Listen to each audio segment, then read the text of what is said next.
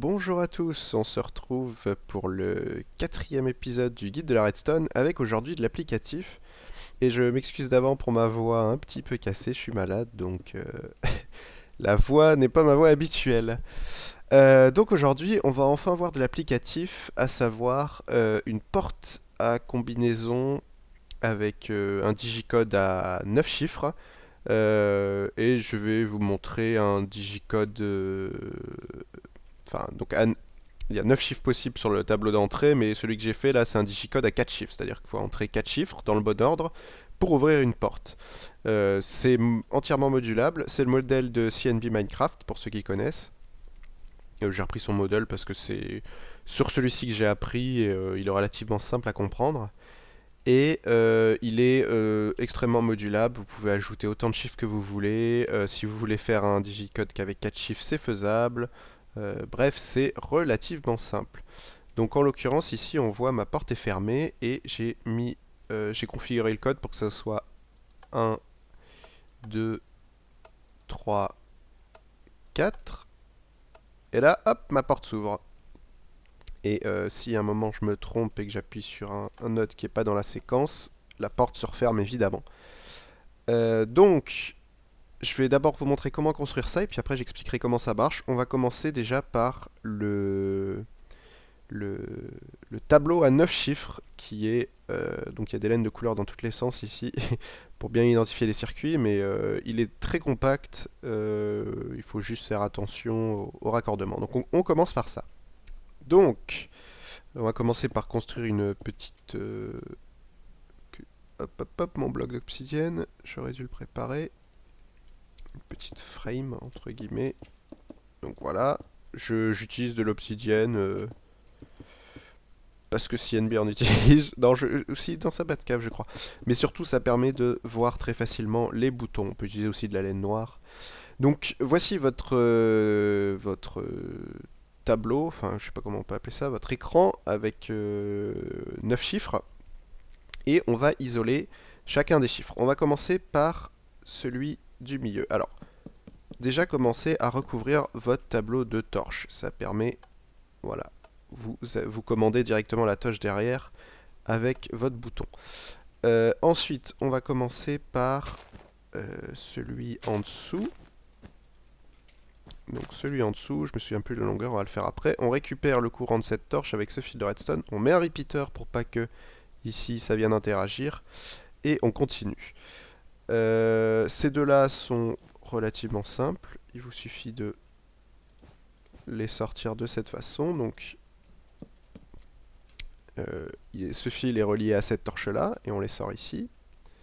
Je vérifie juste, parce que je sais jamais la longueur que c'est. C'est 1, 2, 3, 4, 5. Donc 1, 2, 3, 4, 5. Et on peut le sortir ici. Donc là, ça va faire 3 de profondeur. Si on prend en compte le digicode, ça fait 4. Donc déjà, on a isolé les 3 premiers chiffres d'en bas. Vous pouvez vérifier simplement. Si vous appuyez sur le bouton du milieu, normalement, ça commande celui-ci. Et vous voyez bien qu'il s'éteint. Le bouton de gauche, pardon. Le bouton du milieu commande celui-ci. Voilà. Et le bouton de droite, c'est celui de l'autre côté. Maintenant, ceux du milieu. On va commencer par celui-ci, qu'on va venir récupérer avec un fil. Pour éviter que ça interagisse avec les deux circuits, on place deux blocs comme ça. Donc ce fil-là récupère le courant de cette torche-là, et en sortie un repeater. Ceux sur le côté, on va les récupérer ici, comme ceci, si je dis pas de bêtises. Et je crois que je dis une bêtise. Longtemps que je l'ai pas faite, donc ouais, c'est ça, c'est deux sur le côté. C'est ceux d'au-dessus qu'on récupère devant. Donc pour cela, on fait... Je vais commencer par celui-là. Cette torche, donc on récupère, on prolonge de 2 sur le côté, on descend, et repeater au bout. On fait la même chose de l'autre côté, donc symétrique. Hop. Alors là, pour le coup, il faut utiliser deux repeaters pour, notamment ici, éviter que ça interagisse. Et ici, ça va être le cas parce que ça risque d'interagir avec celui-ci. Donc maintenant, celui de droite c'est bon. Celui de gauche c'est bon. Et celui du milieu c'est bon. C'était celui-là. Donc on a déjà isolé 6 chiffres. Il reste les 3 du haut. Alors, celui-ci on va le récupérer sur ce bloc-là. Il faut placer un bloc ici pour pas que ça interagisse avec ce fil-là. Ici, du coup, on va placer un repeater, pareil, pour pas que ça interagisse avec notre fil ici. Et on fait la même chose de l'autre côté. On place finalement un repeater ici, fil, fil, repeater. Et là, on a celui-là qui est isolé et celui-là qui est isolé. Et il ne reste plus que celui du haut qui est un peu plus tordu, mais qui se fait très bien. Voilà. Donc on récupère le courant de cette torche directement au-dessus. On place un repeater ici, c'est important, c'est pour ne pas récupérer le courant de cette torche. Et on descend avec le fil tranquillement et repeater. Alors pourquoi il nous faut une grosse rangée de repeaters ici et pas un repeater, un fil? C'est parce qu'on va en avoir besoin pour la suite du combo lock. Donc il nous faut absolument une rangée de repeaters entière. Et donc là vous avez votre digicode qui est avec tous les chiffres qui sont isolés. On peut vérifier donc, le chiffre 1, le chiffre 2 qui est ici. Pardon, j'ai mal commencé. Le chiffre 1 qui est ici. Ça commence en haut. Le chiffre 2 qui est tout là-bas. Le chiffre 3 qui est ici. Le 4, il est ici. Le 5, il est ici. Le 6, il est là-bas.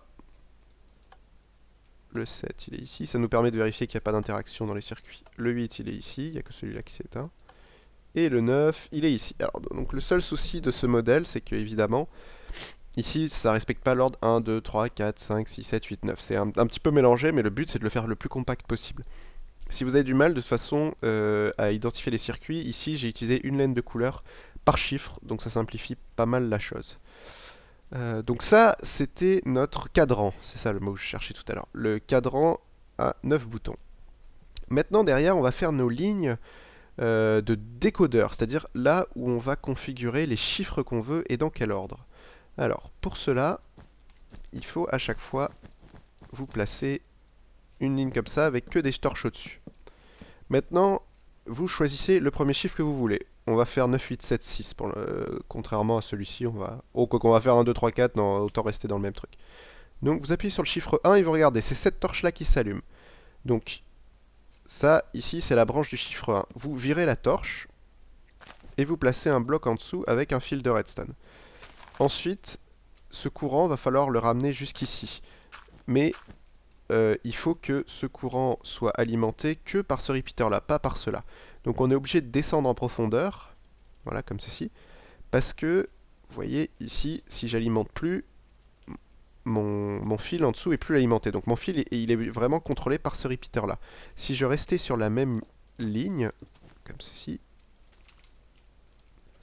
mon fil serait également alimenté par ce repeater-là, ainsi que celui-là. Donc c'est bien important de descendre en profondeur et de remonter que au niveau de notre chiffre. Et ensuite, en sortie, on est ici, et pour l'instant, on laisse ça comme ça. Donc vous avez fait votre premier chiffre, qui est le 1. Maintenant, pour faire un deuxième chiffre, pareil, vous remettez des repeaters tout le long. Vous remettez une rangée, comme ceci, une rangée de torches, et vous testez votre chiffre, là on va prendre 2, et vous regardez quelle torche allume, c'est celle là-bas du bout. Vous virez, hop, pas le bloc, juste la torche. Et en dessous c'est pareil, on récupère le courant direct, et ensuite on creuse à 2 de profondeur pour pas que ça interagisse avec les autres repeaters. Là pour le coup, ici on peut remonter. Hop, on prolonge le fil tout le long, jusqu'ici.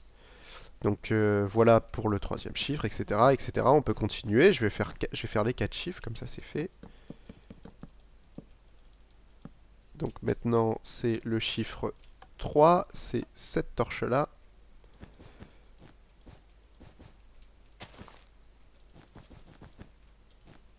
Hop.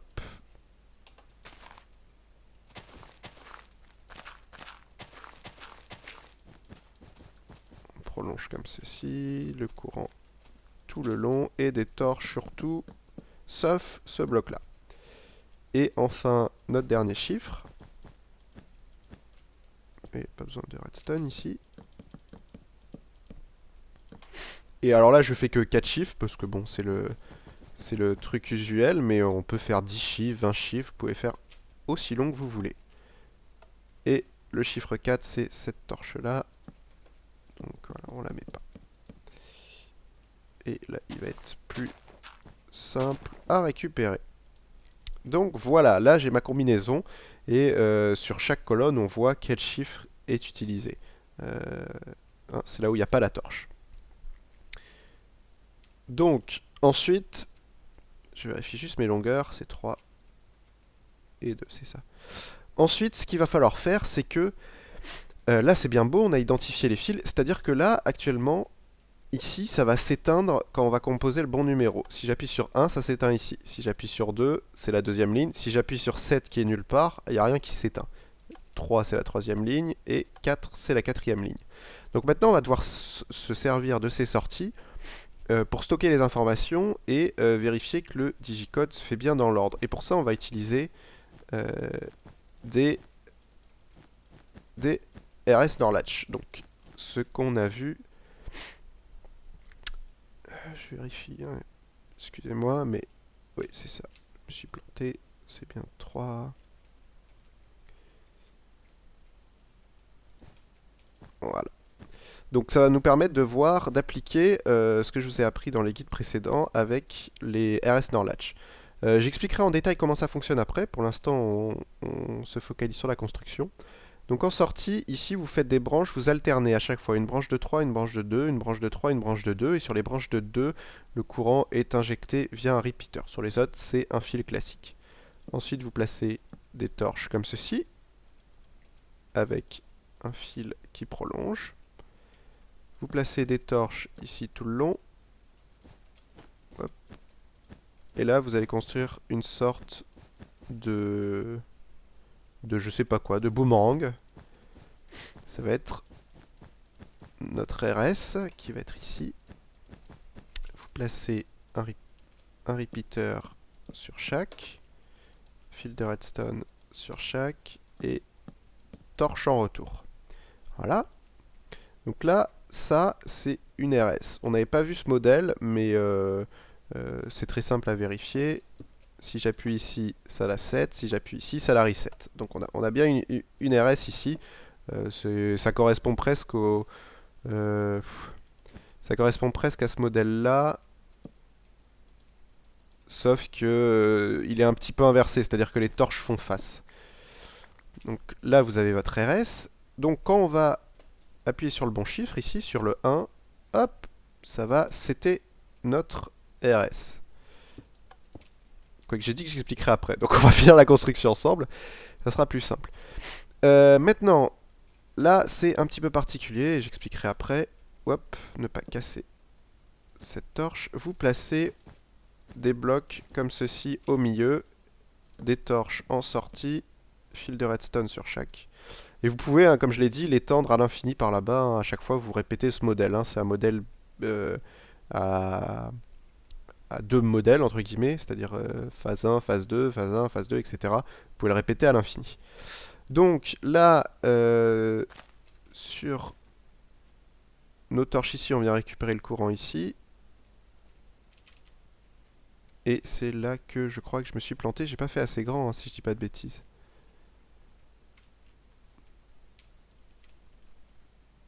Un, 2, 3. Et ouais, c'était 4. Mince, petit fail. Je m'excuse, j'ai fait la même. Je fais l'erreur à chaque fois que je la construis. Hop. On va reprendre tranquillement. Ici, j'ai fait 3, 2, 3, 2. En fait, c'est 4, 3, 4, 3. Donc il suffit juste de rallonger un petit coup. Pas grand chose, voilà. Et après, on reconstruit exactement la même chose que ce qu'on a fait précédemment. Donc vous placez vos petits boomerangs. Comme ceci. Vous placez vos repeaters là-dedans. Vos torches au-dessus. vos fils de redstone ici. Je réinitialise juste les RS. Et on se retrouve à l'endroit où on place des blocs au milieu. Donc voilà, comme ceci. Sur chaque bloc, celui-là n'est pas indispensable, c'est vraiment entre les trucs. Vous placez des torches. N'oubliez pas les fils, ici. Et là, vous allez placer un bloc en dessous. Deux blocs comme ceci. Ici, c'est 1, 2, 3 et au-dessus. À chaque fois, en fait, sur la ligne, il faut que le bloc au-dessus soit adjacent à la torche qui est ici. Hop, et là, le bloc au-dessus est adjacent à cette torche. Hop, le bloc au-dessus est adjacent à cette torche. Vous placez fil de redstone ici. Vous placez un bloc pour venir couper, pour pas que ce fil-là interagisse avec celui-ci. Et en dessous, vous placez des fils là. Repeater, repeater, repeater. Et là, un fil. Voilà, comme ceci, pour que ça vienne alimenter ce fil-là qui va contrôler cette torche-là. Là, on a quasiment terminé. Il nous reste à... Ici, vous recouvrez tout le long jusque... Voilà, comme ceci. Vous laissez un trou au-dessus de la torche.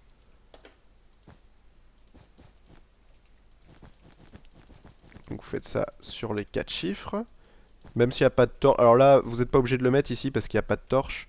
Mais de préférence, mettez-le. Comme ça, vous ne ferez pas l'erreur si jamais vous êtes amené à le construire en masse. Sinon, on prend des mauvaises habitudes. C'est toujours le problème. Voilà. Ici, bloc, bloc, bloc. Vous placez du fil tout le long, sauf au-dessus de cette torche. Au-dessus de cette torche, repeater. Après, pour le suivant, la torche, elle est ici. Donc elle est sur ce bloc-là, donc repeater ici. Donc ça vous fait un petit pattern comme ça qui est différent.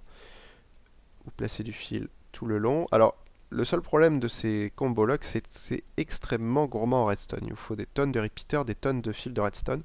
C'est très fiable, mais c'est très gourmand en redstone, donc à voir si vous voulez vraiment le construire. Vous placez des torches sur ces blocs-là. Fil, fil, fil, fil. Torche, torche, torche, torche. Et c'est terminé, on peut dire ça quasiment. La sortie se fait ici. C'est-à-dire, votre fil, ça représente la sortie. Donc ça, vous pouvez le relier à n'importe quel mécanisme derrière. Par exemple, une porte à piston, un escalier secret, tout ce que vous voulez. Et on va pouvoir vérifier que ça marche bien. J'appuie sur 1. Ça s'éclaire. Quand ça s'éclaire, ça veut dire que le fil a bien été enregistré. Et normalement, ça va s'éclairer torche après torche. C'est-à-dire que là, on est sur notre premier digit. On va passer sur le deuxième. C'est bon, ça valide. Sur le troisième. Et sur le quatrième. Et là, on a notre courant en sortie, ce qui nous permet d'ouvrir ce qu'on veut. Alors, ce que j'ai pas montré, c'est que si pendant le code, à un moment, on fait une erreur, typiquement là, je fais 1, 2, au lieu de taper 3, je me trompe, je fais 4, ça réinitialise tout. C'est-à-dire qu'elles s'éteignent toutes, et il faut entièrement retaper le code dans l'ordre. Donc c'est le gros avantage, c'est que si on ne peut pas spammer les boutons, du genre faire 1, 2, 3, 4, 5, 7, 8, 9, 4 fois pour que ça passe de chiffre en chiffre.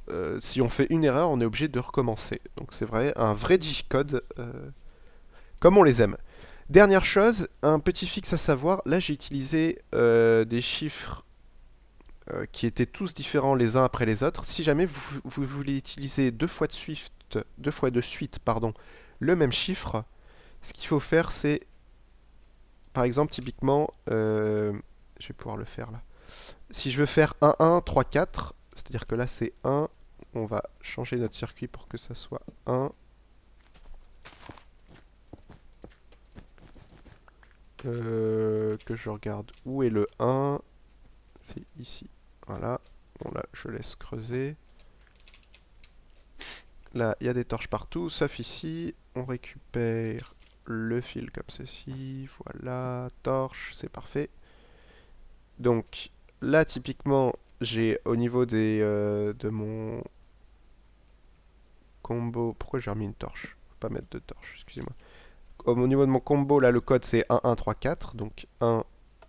Et vous voyez, là, j'ai appuyé qu'une seule fois sur 1, mais ça m'a éclairé mes deux chiffres sans éteindre celui-là. Là, typiquement, si je fais 3, 4, ça m'aura ouvert ma porte alors que j'ai fait que 1, 3, 4 et pas 1, 1, 3, 4. Pour pallier à ce problème, il faut que là où vous avez vos deux chiffres continus, vous prenez le premier chiffre, donc mes deux chiffres continus, c'est ici et ici, là j'ai 1 et 1. Vous prenez le premier des deux chiffres continus et vous allongez ce repeater-là et ce repeater-là, vous les mettez en délai max. Et je le réinitialise. Si on teste, là si j'appuie sur 1, ça m'éclaire que celui-là. Si je rappuie sur 1, ça bascule au deuxième. Alors sauf que ça s'est pas réinitialisé, mais ça c'est pas un problème, c'est normal que ça se réinitialise pas. Hein.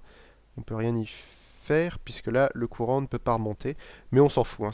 Ça, pour le coup ça n'a pas d'importance. 3, ça passe aux suivantes. Et 4. Et là par contre, voilà, et ça s'est ouvert. Là par contre si je fais 1, 3, 4, vous allez voir ça va pas marcher. Je fais 1, 3, et là il y a tout qui s'est éteint. Je peux encore faire 4 si vous voulez vérifier. Et on voit bien qu'on n'a pas de courant en sortie. Donc voilà pour ce combo lock. Maintenant vous saurez construire ça. Comme j'ai dit, c'est très gourmand en redstone, mais c'est très modulable.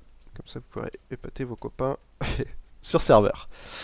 Maintenant passons à l'explication. Comment ça fonctionne? Alors je me passe du cadran, hein, ça vous l'avez vu comment ça fonctionne. Hein, c'est chaque bouton est isolé et s'injecte dans cette ligne là. Comment ça marche? À chaque fois qu'on injecte un chiffre, si on injecte le bon chiffre, on récupère le courant qui vient ici, qui vient sur cette ligne-là. Si j'appuie sur 1, vous voyez bien, j'ai ma torche qui s'allume ici. Donc, on récupère le courant via un inverseur, cette torche s'allume. Je vais éteindre pour l'instant, et le courant passe ici. Il passe ici, il vient éteindre cette torche, il vient changer l'état de cette RS. C'est-à-dire que, avec le courant... faire ça pour initialiser, c'est plus simple. Avec le courant qui passe, là on a notre RS qui a basculé et cette torche est allumée, donc notre premier chiffre a été enregistré. Maintenant, si on appuie sur le deuxième chiffre, qu'est-ce qui se passe? On a la même chose sur cette ligne-là, donc c'est-à-dire que le courant passe ici, cette torche s'allume et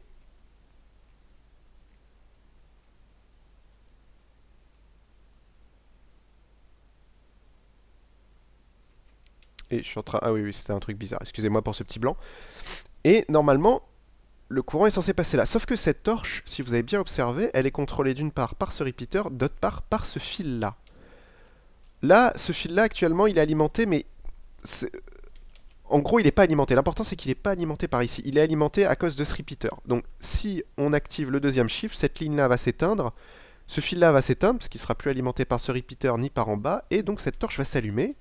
Ça va s'allumer et ça va changer notre RS. Si j'appuie sur 2, hop, on a bien notre RS qui s'allume et qui se set. Et c'est là que il y a toute l'importance de ce petit circuit est là, c'est qu'il faut impérativement que cette torche soit allumée pour que celle-là puisse s'allumer. Regardez, je vais vous montrer plus en détail. Si maintenant on est dans ce cas de figure qu'on n'a pas entré le premier chiffre et qu'on entre le deuxième chiffre, ce qui va se passer, c'est que ici le courant va s'éteindre. Donc là, ça va plus alimenter cette torche, sauf que cette torche, elle va rester éteinte parce qu'elle est alimentée par ici. Elle est alimentée à cause de ça. Là, ce qu'on voit pas, ce qu'on a, mais grosso modo, ici, voilà, ce qu'on a, c'est plutôt ici, c'est une porte E. On a une entrée là, et notre sortie qui est là. Donc vous voyez, on met bien en application l'intérêt des portes E avec l'intérêt des RS. Ce tuto, c'est un bon exemple de l'intérêt des portes E et des RS. Il n'y a pas d'autres portes, mais c'est déjà suffisant. Donc du coup, si on n'a pas entré notre premier chiffre, ici le circuit n'est pas éteint, et du coup, le deuxième chiffre ne sera pas enregistré. Et ça bascule de porte en porte comme ça. Donc si je tape 1, puis 2, là j'ai mon RS, et si je tape mon troisième chiffre, qui va être cette ligne-là, pareil, là la RS est alimentée, donc c'est alimenté. Donc ici, ce fil-là n'empêchera pas cette torche-là d'allumer. Cette torche-là n'est plus contrôlée que par ce fil-là qui va s'éteindre quand on appuiera sur le troisième chiffre. Donc il y a d'une part ça qui permet de passer de RS en RS, d'autre part, je ne sais pas si vous avez vu, si on se trompe, on a toutes les RS qui se réinitialisent. Pourquoi ça?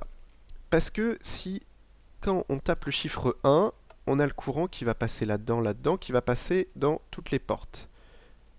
Sur la première, on n'a pas cette torche, donc en haut, le circuit ne va pas s'alimenter. Par contre, si on avait tapé 2, d'une part, on n'aurait pas alimenté en bas, donc ça ne fait pas basculer la RS, mais imaginons qu'on soit dans le cas de figure où on a entré le premier chiffre et on tape le chiffre 2. qui est celui-ci. Si jamais on se trompe, qu'on tape pas le chiffre 2, qu'on tape le chiffre 3, ce qui se passe, ou n'importe quoi d'autre, si on tape ce chiffre-là, je sais pas à quoi il correspond. Quand ça va passer ici, là la torche va s'allumer, et ici la torche va s'allumer. Ça va alimenter les deux rangées là-haut. Et qu'est-ce que ça fait? Là, quand on a le courant qui passe ici, ça vient éteindre cette torche, allumer cette torche, ça vient réinitialiser notre RS. Donc là, si je tape sur 5, ça réinitialise celle-là. Et c'est pour ça aussi que quand on tape sur le 2, ça va setter notre deuxième RS, mais en même temps, ça va réinitialiser la première. C'est pour ça qu'on passe d'un chiffre à l'autre.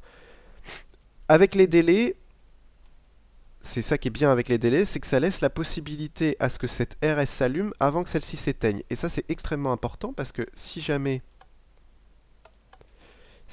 on avait celle-ci qui s'éteint, enfin qui se reset avant que celle-ci se set, si celle-ci se reset ici, c'est plus alimenté, donc ici ça empêche le set de cette ERS.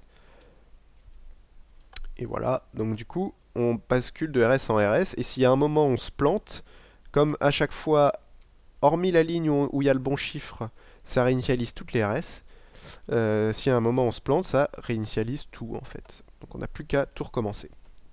C'est un petit peu compliqué à comprendre, surtout dans le circuit, on a un petit peu du mal à s'en dépatouiller. L'important à comprendre, c'est que chaque mémoire, ça représente un digit, c'est-à-dire un chiffre, et on ne peut passer au chiffre suivant que si le chiffre précédent est allumé, grâce à cette porte E, donc ça et ça, qui est une porte E, et qui est reliée d'une part à notre RS précédente, d'autre part à notre chiffre, et il faut que d'une part le chiffre soit bon, d'autre part que notre RS précédent soit allumé. Et on passe comme ça de chiffre en chiffre, et si à un moment on se trompe, forcément nos RS précédentes, enfin, si à un moment on se trompe, ça réinitialise toutes les RS. Évidemment, si par exemple on fait 3, le chiffre 3 il est bien présent dans notre circuit, mais comme on n'aura pas activé nos chiffres précédents, la RS ne va pas s'allumer grâce à la porte E, et ça va réinitialiser toutes les autres en même temps. Donc voilà ce qu'il y a à retenir là-dessus. C'est, comme j'ai dit, hein, c'est pas hyper simple à comprendre, mais j'espère qu'avec le tuto vous pourrez le reproduire chez vous. C'est toujours bien d'essayer d'expérimenter avec ces circuits-là, c'est comme ça que vous avancerez en Redstone, à décortiquer le circuit, à comprendre comment ça marche, à identifier les portes E, parce que celle-là elle n'est pas si simple à identifier que ça, à identifier les RS.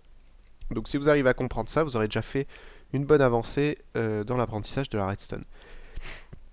Et sur ce, avant que j'aille me moucher, comme d'habitude, bon ça je vais casser évidemment, puisque vous avez l'exemple ici, avec toutes les couleurs. Pour les couleurs, le rouge c'est l'input d'entrée des chiffres, le violet c'est la porte E, donc la deuxième jonction de la porte E. La porte E elle est au niveau du rouge ici, donc rouge plus violet. Le bleu turquoise c'est les RS, le vert c'est la réinitialisation des RS, et du coup vous avez tout, et ici chaque couleur représente un digit.